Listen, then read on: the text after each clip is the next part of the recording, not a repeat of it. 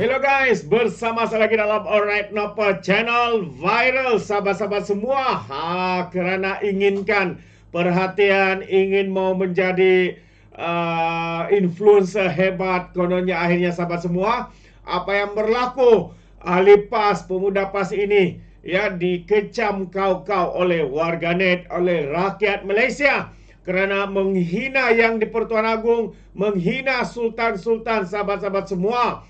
Walaupun beliau sudah memohon maaf kerana kebodohannya, menfitnah dan juga menghina raja-raja, hari ini rakyat menggesa supaya pihak kerajaan mengambil tindakan sekeras-kerasnya terhadap kekilafan, terhadap kebodohan, kedangkalan ahli ataupun pemuda PAS ini. Jadi sahabat semua, hari ini juga saya ingin kongsikan dengan anda kenyataan terkini daripada Ahmad Mazlan. Katanya individu didakwa hina Sultan dan Agung perlu kena tindakan tegas.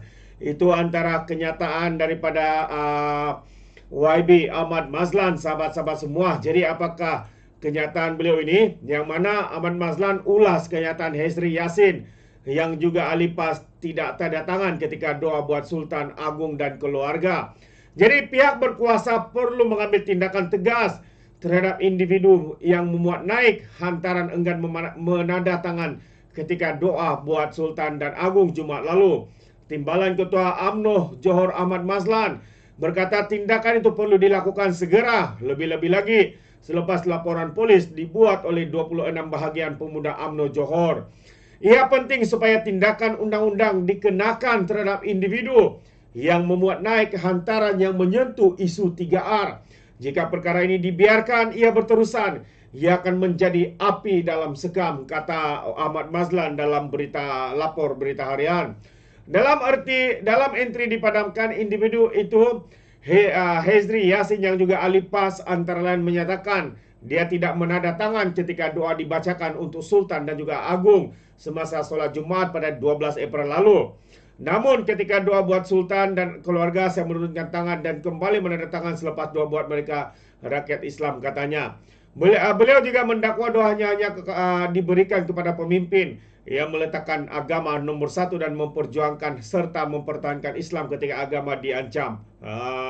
Ketika kalimat Allah yang menyerupai di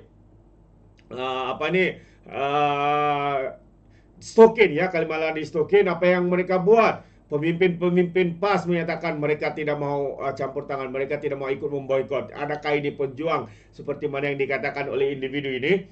Itu dia. Jadi Hezri bagaimanapun memohon maaf atas tindakan dan tindakannya yang menghina itu dan sedia untuk memberikan kerjasama jika disiasat oleh pihak berkuasa.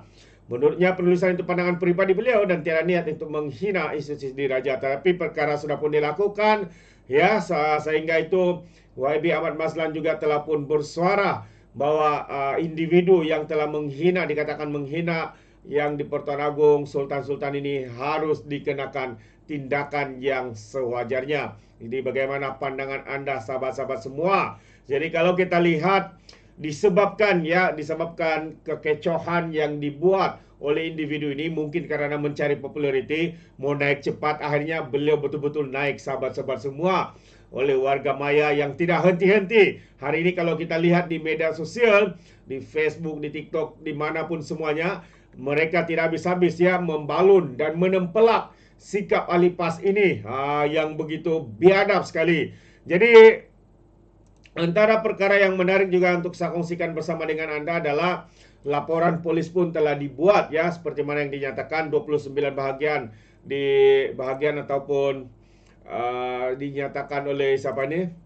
Yang dinyatakan oleh Ahmad Mazlan, beberapa pimpinan telah pun membuat satu laporan polis terhadap individu yaitu Hezri yang dikatakan membuat memfitnah dan juga menghina dan boleh dikatakan menghasut sahabat-sahabat semua. Dan akhirnya individu yang didakwa naik hantaran di Facebook itu berhubung doa buat Agung Sultan dan Agung Jumaat lalu, Hezri Yassin tampil membuat permohonan maaf apabila ditekan, apabila ditempelak, dibalun, disekolahkan beliau pula terpaksa memohon maaf atas kebodohan dan juga kedangkalan yang dibuatnya. Jujur saya agak speechless katanya. Saya mohon maaf atas kesilapannya. Dia sendiri sudah memohon maaf bahwa apa yang dibuatnya itu memang satu yang biadab, bahwa apa yang dibuatnya itu adalah satu yang tidak menghormati raja-raja yang apatah lagi yang di Pertuan Agong, sahabat-sahabat semua, dengan menunggang agama kononnya hanya menandatangan sekiranya pemimpin mereka itu yang mempertahankan Islam. Tapi sebenarnya sahabat semua, ramai mengatakan PAS ini bukannya memperjuangkan Islam. Apa yang mereka perjuangkan adalah parti semata-mata. Mereka dikatakan menunggang agama demi untuk kepentingan parti, demi untuk kepentingan politik dan sebagainya. Itu antara komen daripada warga maya. Jadi hari ini pemuda UMNO ini telah pun membuat laporan polis untuk menggesa siasatan dibuat ke atas individu yang dipercayai pemimpin muda PAS yang memuat naik entry di media sosialnya, didakwa menghina yang di Pertuan Agong. Ketuanya Akmal dilaporkan berkata entry dimuat naik individu berkenan dianggap satu tindakan melampau dan juga keterlaluan.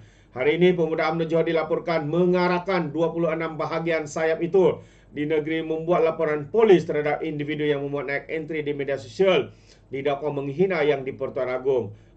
Jadi rasalah karena terlalu taksub untuk mendapatkan perhatian, karena begitu taksub inginkan menjadi ranking yang tertinggi di Malaysia, menjadi manusia yang diperkatakan dan sebagainya, akhirnya mungkin terkabullah impian individu ini, sahabat-sahabat semua.